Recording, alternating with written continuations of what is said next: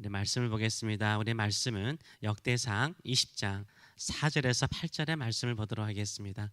우리 말씀을 가지고 다스리는 권세를 가지라, 다스리는 권세를 가지라 라는 제목으로 같이 은혜를 나누기를 원합니다.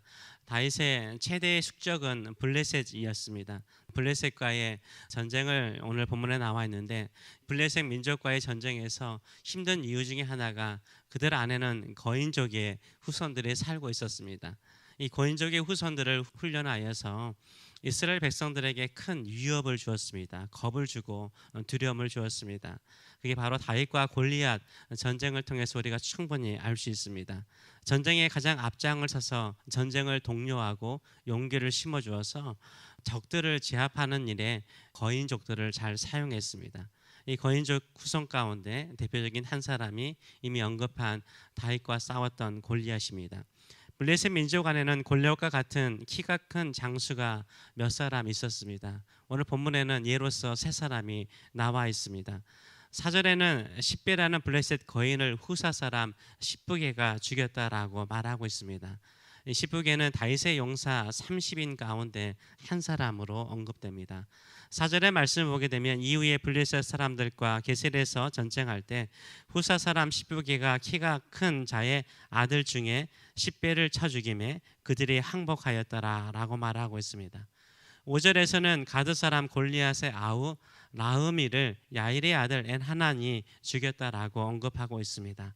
다시 블레셋 사람들과 전쟁할 때 야일의 아들 엔하난이 가드 사람 골리앗의 아우 라흐미를 죽였는데 이 사람의 창자루는 배틀째 같았더라라고 언급합니다. 6절과 7절에는 손가락과 발가락이 6개씩 있는 블레셋 한 거인을 다윗의 형 시므아의 아들 요나단이 죽였다라고 언급합니다. 또 가드에서 전쟁할 때 그곳에 키 큰 자 하나는 손과 발의 가락이 6씩 모두 24개 있는데 그도 키가 큰 자의 소생이라 그가 이스라엘을 능욕함으로 다윗의 형 시므아의 아들 요나단이 그를 죽이니라 라고 언급하고 있습니다. 이 블레셋 거인 장수들은 키가 컸습니다. 또한 특별한 특징들을 가지고 있었습니다. 골리앗의 아우 라흐미는 창자루가 형과 같이 배틀째와 같이 무겁고 거대하였습니다. 또 한 거인은 이름이 언급되지 않지만 손가락은 보통 다 5개이지 않습니까? 발가락도 5개인데 또 하나가 있었어요. 그래서 24개를 가지고 있는 특이한 거인이었습니다. 지금이야 유전병으로 우리가 취급하지만 이 당시에는 공포의 대상이었습니다. 그들의 큰 키와 독특한 외모는 누구도 이길 수 없다라는 두려움을 심어주곤 하였습니다. 그러나 이들은 다윗의 손과 그의 부하인 장수의 손에 의해서 죽었다라고 결론을 내립니다. 8절의 말씀을 보게 되면 가드의 키 큰 자의 소생이라도 다윗의 손과 그의 손에 다 죽었더라라고 언급하고 있습니다. 아무리 외모적으로 또 신체적으로 크고 건장할지라도 다윗과 그의 부하 장수들이 이 모두를 이겼습니다. 이 승리의 비결은 무엇이었을까요? 거인 골리앗을 죽인 다윗의 믿음으로 이 사람들도 싸워서 이겼기 때문인 것입니다. 그래서 8절의 결론에 다윗의 손과 그의 신하의 손에 의해서 죽였다라고 말하고 있어요. 다윗의 마음이나 그의 부하의 마음이나 동일한 마음을 가지고 이 거인족들을 이겼다라고 말하고 있습니다. 다윗이 가진 그 믿음은 무엇이었습니까? 사무엘상 17장 45절과 47절의 말씀을 보게 되면 다윗이 블레셋 사람에게 이르되 이 골리앗에게 말합니다. 너는 칼과 창과 단창으로 내게 나오거니와 나는 만군의 여호와의 이름 곧 네가 모욕하는 이스라엘 군대의 하나님의 이름으로 내게 나아가노라 라고 말해요. 내가 하나님을 믿는 나의 하나님의 이름을 붙들고 나아간다라고 말하죠. 또 여호와의 구원하심이 칼과 창에 있지 아니함을 이 무리로 알게 하리라. 전쟁은 여호와께 속한 것이니 이 땅에 살아가는 모든 전쟁은 하나님께 속한 것이니 그가 너를 우리 손에 넘기시리라 라고 말을 해요. 내가 반드시 전쟁에서 승리할 것이다. 하나님이 내 편이시니 내가 이길 것이라 라고 선포하고 나가서 골리앗을 쓰러뜨린 거죠. 다른 사람들도 다 마찬가지인 거죠. 그런 믿음을 가지고 그들은 승리했다라고 말하고 있습니다. 그들은 이스라엘의 하나님, 나의 하나님의 이름을 붙들고 나가서 승리하였습니다. 하나님의 도우심으로 그들은 승리하여서 블레셋을 지배하게 되었습니다. 우리에게도 이런 전쟁은 있을까요? 없을까요? 다윗과 그의 용사들처럼 우리가 싸워야 하는 거대한 블레셋 사람과 같은 거인족은 있을까요, 없을까요?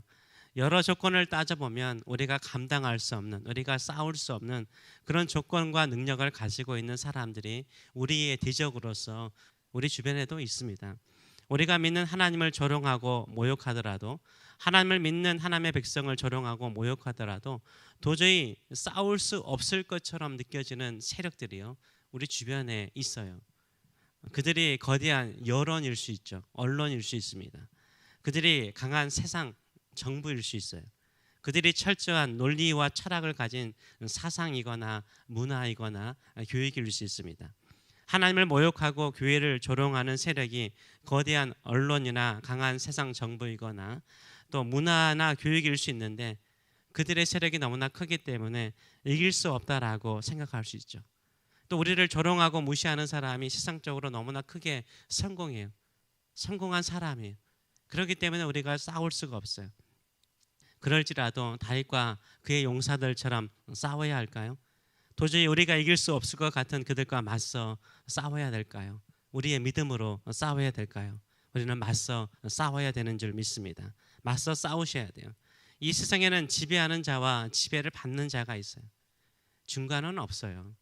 마치 평등한 세상이 있는 것처럼 이야기를 하죠. 그런 세상이 올 것처럼 이야기를 하지만요, 타락한 인간 안에는 평등이라는 것 가지고 지배를 해요. 평등이라는 것 가지고 마음을 딱 느슨하게 만들잖아요. 그런데 더 가지는 자가 반드시 생겨요. 힘을 가진 자가 더 가져요. 그래서 결국은요, 지배하는 자와 지배받는 자가 있습니다. 아무리 평등을 주장해도요, 절대 평등은 이 세상에는 없습니다. 균형이나 조화도 쉽지가 않습니다. 잠시 균형을 잡는 것처럼 보이는데요, 어느 순간에 시소처럼 한쪽이 올라가요. 한쪽은 내려가게 돼 있어요. 지배하는 자와 지배받는 자가 있어요. 그래서 이 세상에서는요, 계속해서 지배하려고 그러죠. 세상 정부는요, 계속해서 교회를 지배하려고 그랬죠. 우리가 하나님의 말씀과 기도로 이 세상을 다스리려고 하지 않으면 세상은 반드시 교회와 성도들을 다스리려고 해요. 그렇기 때문에 우리는 믿음을 가지고 싸워야 되는 것입니다. 그런데 누가 지배를 하죠? 힘 있는 자가 지배를 하게 돼 있어요. 가정 안에서나 사회에서나 회사에서도 힘 있는 자가 지배합니다. 여러분은 지배를 받고 있습니까? 지배하고 있습니까? 여러분은 다스리는 자입니까? 다스림을 받는 사람입니까? 우리가 세상을 지배하지 않으면 세상은 우리를 지배하고요, 우리가 세상을 다스리지 않으면 세상은 우리를 다스리게 되어 있습니다. 우리가 영적으로 약해요. 그러면 세상이 우리 영혼을요, 지배해서 하나님과 멀어지게 합니다. 우리가 경제적으로요, 약해요. 힘들어요. 그러면 세상이 우리의 삶이 돈 버는 일에 집중하게 만들어서 세상 사람으로 우리를 지배하게 합니다. 우리가 정신적으로 나약하고 우울하면요, 세상은 우리의 나약한 정신을 치료해 준다고 하면서 우리의 정신을 지배해 버립니다. 다윗이 왜 처절하게 주변 민족들을 정복하였을까요? 정복하지 않으면 정복을 당할 수밖에 없기 때문인 것입니다. 계속해서 주변의 민족들은요, 이스라엘을 침공해서 좋은 것들 다 빼앗아 가려고 노략질하려고 그들은 항상 노려왔어요. 지금까지 이스라엘 백성들은 주변 민족들의 끊임없는 공격 속에서 괴롭힘을 당했고, 그들이 수고하고 노력한 모든 것들을 빼앗기고 지배를 받아왔습니다. 하나님의 백성들이 모욕을 당하고 하나님의 이름조차도 모욕을 당하고 있었습니다. 이 세상은 골리앗과 같습니다. 골리앗이 죽어도 다른 거인족들이 계속해서 나오는 것처럼요, 우리를 대적해서 하나님을 대적해서 싸우려고 하는 거대한 세력들이 일어나요. 계속해서 시대를 초월해서 일어나고 있습니다. 그때도 우리는 하나님의 이름을 걸고 싸워야 합니다.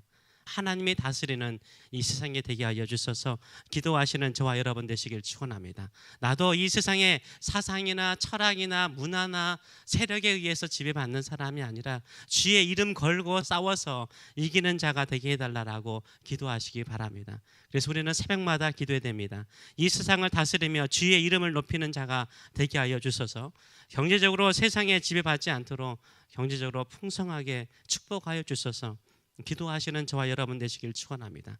영적으로 세상의 지배를 받지 않도록 성령 충만한 사람 되게 하소서라고 기도하시기 바랍니다.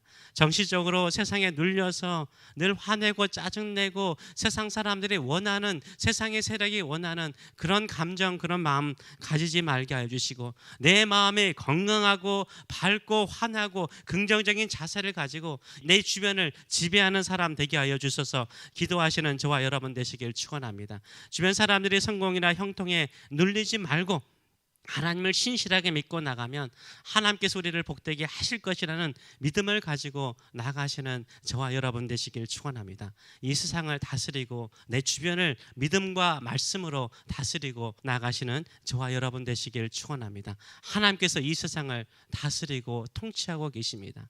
그런데 악한 세력이 끊임없이 하나님을 대적하고 하나님의 이름을 모욕하고 있습니다. 이때 일어나야 되겠죠. 도망가면 안 돼요. 하나님, 제가 하나님의 이름을 걸고 기도합니다. 말씀대로 살겠습니다. 복되게 하여 주셔서 주의 이름을 드러내는 인생 되게 하여 주시옵소서. 다짐을 받으며 늘 괴롭힘을 당하는 인생이 아니라 주의 이름을 걸고 담대히 기도하고 나갈 때마다 하나님께서 내 편에 서서 나를 도우시는 그 은혜를 누리게 하여 주시옵소서. 다스리는 권세를 회복시켜 주시옵소서. 이런 하나님의 자녀의 마음을 가지고 기도하시는 저와 여러분 되시길 축원합니다. 기도하겠습니다. 살아계신 하나님 아버지, 은혜를 감사드립니다. 우리는 하나님께 다스림을 받지 세상 사람들에게, 세상의 그릇된 사상이나 철학이나 여론에 지배받는 자 되기 원하지 않습니다. 아무리 세상의 세력이 골리앗과 같이, 거인족과 같이 크고 강할지라도 최후의 승리는 하나님께 있습니다. 믿음으로 나가는 자에게 승리를 주시는 줄 믿습니다. 우리가 하는 것이 마치 허공을 향하여 돌을 던지는 기도와 같고 삶의 모습과 같을지라도 하나님이 쓰시면 무너뜨리게 하는 줄 믿습니다. 그 믿음 가지고 나갈 수 있도록 축복하여 주시옵소서. 하나님의 말씀에 지배를 받아서 우리 주변을 다스리는 자 되게 하여 주셔서 영적으로 눌려서 늘 피의식하지 않게 하여 주시고 성령 충만하여서 담대한 자 되게 하여 주시옵소서. 경제적으로 늘 쪼들려서 세상 일에 매여 사는 자 되지 않게 하여 주시고, 주여, 우리가 물질로도 세상 사람들에게 넉넉하게 베풀고 선을 행할 수 있도록 축복하여 주시옵소서. 정신적으로 늘 우울하고 힘들어서 하나님, 내 인생은 왜 이런가 불평하고 원망하는 정신 버리게 하여 주시고, 내 안에 주께서 크신 뜻과 목적을 가지고 있사오니 늘 밝고 환하고 기쁜 마음을 가지고 긍정적인 자세를 가지고 이 세상의 주변을 다스리고 우리의 마음을 다스리는 자 될 수 있도록 축복하여 주시옵소서. 주의 말씀과 예수의 이름을 가지고 구원을 선포하며 구원의 놀라운 일들이 우리 주변에 일어날 수 있도록 다스리는 자, 권세 있는 자 될 수 있도록 축복하여 주시옵소서. 새벽을 깨우며 기도하는 자에게 하늘의 권세를 주시고 하늘의 능력을 주시고 하나님께서 함께 하신 것을 믿고 확신하며 골리앗을 쓰러뜨리는 다윗의 믿음의 용사들 될 수 있도록 축복하여 주시옵소서. 감사드리며 예수님의 이름으로 기도하옵나이다. 아멘.